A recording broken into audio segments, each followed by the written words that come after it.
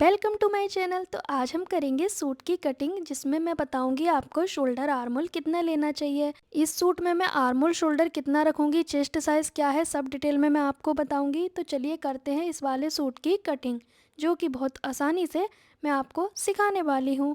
तब तक आप चैनल पे नए हैं तो चैनल को सब्सक्राइब ज़रूर करें।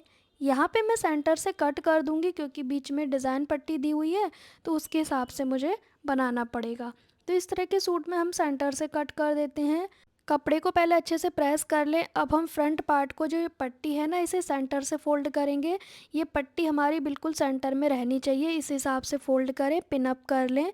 मैं यहाँ पे सुई से टक कर लूँगी। अब ऊपर की ओर से कपड़ा बिल्कुल सीधा करेंगे, स्ट्रेट निशान लगा देंगे। फिर हमने जो पट्टी है ना डिज़ाइन की, वो सिर्फ 15 इंच से ज़्यादा नहीं रखनी है, पेट तक जाती है तो वो गंदी लगती है। तो उस हिसाब से मैं निशान लगाऊंगी। पट्टी 15 इंच से ज़्यादा नीचे नहीं जाने दूंगी मैं। तो इंची टेप सीधा रखेंगे। सबसे पहले जो निशान लगाएंगे वो लंबाई का लगाएंगे।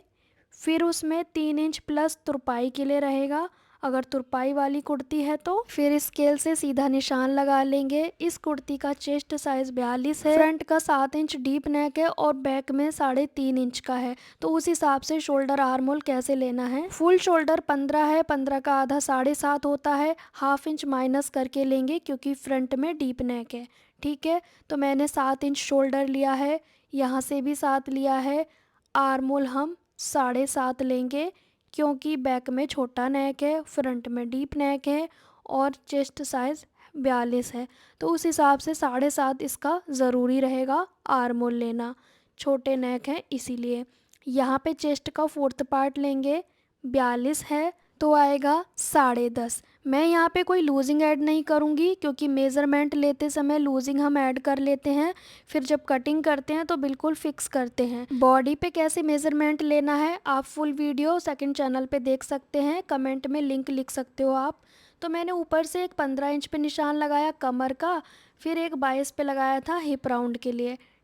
अब कमर वाली जगह पे कमर का फोर्थ पार्ट लेंगे। 36 कमर है तो 9 इंच पे निशान लगा देंगे। यहाँ पे हिप साइज़ है 46 इंच, 46 इंच, तो 11.5 आएगा चौथाई भाग।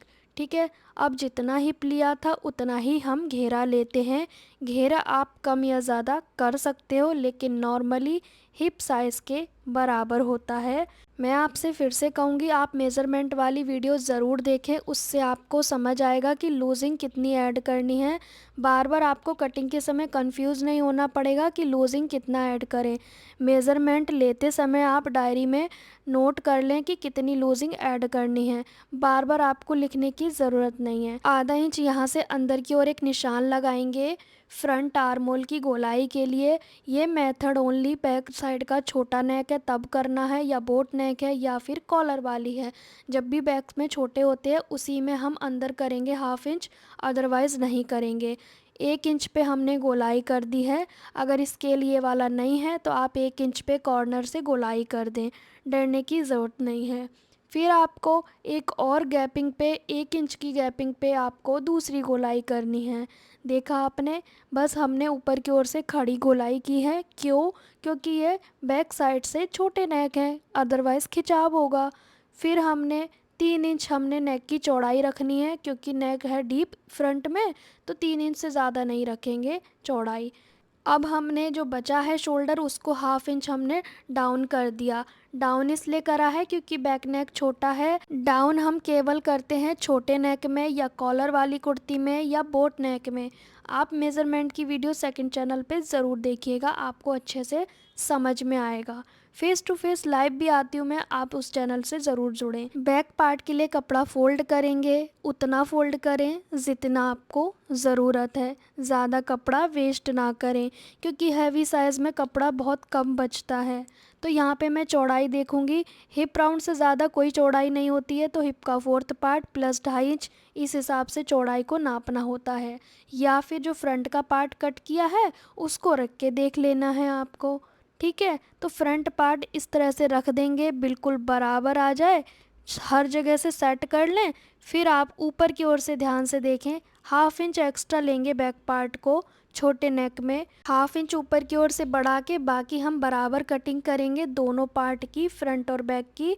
ये बस आपको छोटे नेक में ही करना है, डाउन और बैक पार्ट बड़ा, ठीक है। डीप नेक में बिल्कुल नहीं करना है ऐसे। तीनों जगह कट लगा देंगे, कमर, हिप और नीचे लंबाई पे। डीप नेक की सूट की कटिंग कैसे करें सेकंड चैनल पे आप देख सकते हो, आप कहोगे तो लिंक मिल जाएगा आपको। फ्रंट आर्म होल की गोलाई करेंगे आगे वाले पार्ट में, ठीक है। इस तरीके से हमारी फ्रंट बैक दोनों पार्ट की कटिंग हो गई है। अब हम स्लीव की कटिंग करेंगे। तो जो लाइन है ना प्रिंट की, वो लंबाई में ही आनी चाहिए, क्योंकि फ्रंट और बैक में भी सेम रखी हैं तो स्लीव में भी हमें सेम रखना पड़ेगा। अब हम 4 फोल्ड में रखेंगे। आप हमें इंस्टाग्राम पे भी फॉलो कर सकते हैं, लिंक डिस्क्रिप्शन बॉक्स में मिल जाएगा। यहाँ पे 4 फोल्ड में आपको कपड़ा रख देना है। इसमें जॉइंट आएगा तो 4 फोल्ड में एक और कपड़ा रखेंगे, क्योंकि जॉइंट भी तो हमें लगाने हैं 4 फोल्ड में ही। तो अब हम करेंगे ड्राफ्टिंग, नीचे से सीधा कर देंगे बिल्कुल। ये मैं तुरपाई वाली स्लीव नहीं बनाऊंगी, पट्टी लगाऊंगी। तो रेडी लेंथ में 1 इंच प्लस करेंगे, लंबाई 15 चाहिए तो 16 पे निशान लगाएंगे। आधा इंच नीचे पट्टी में जाएगा, आधा ऊपर जाएगा शोल्डर में। फुल स्लीव में 3.5 इंच डाउन करते हैं आर्म होल की गोलाई के लिए। अब यहाँ पे हम लेते हैं बाइसेप्स का नाप, तो जो कि मैं आर्म होल बोलती हूँ इसको, 16 था तो मैंने 8 इंच लिया है। ये आपको मेज़रमेंट में पता चल जाएगा कि मैं यहाँ पे किस चीज़ का मेज़रमेंट लेती हूँ। फिर उसके बाद आपको गोलाई कर देनी है, 1 इंच के गैप पे दूसरी गोलाई। अब इसकी हम कटिंग कर देंगे।